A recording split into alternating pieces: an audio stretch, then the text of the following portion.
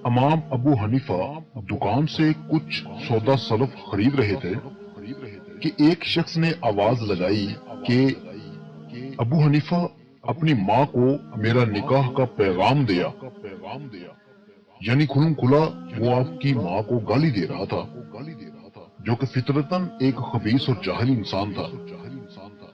इस वक्त इमाम अबू हनीफा की वालदा की उम्र तकरीबन 80 बरस थी। इमाम अबू हनीफा ने बड़े हौसले और तहम्मुल से काम लिया और फरमाया कि मेरी वालदा आकिला और अपने फैसले में आजाद है, आप खुद इनकी खिदमत में हाजिर होकर बात कर लें। लिहाजा वो शख्स आपके पीछे पीछे चल पड़ा। तो जैसे ही इमाम अबू हनीफा ने घर की दहलीज पर कदम रखा तो उन्हें एक जोरदार चीख की आवाज आई। जब इमाम अबू हनीफा ने पीछे मुड़कर देखा तो वही शख्स जमीन पर गिरा तड़प रहा था और कुछ ही देर बाद वो मर गया। लोगों ने कहा कि इसको हजरत इमाम अबू हनीफा का सब्र खा गया।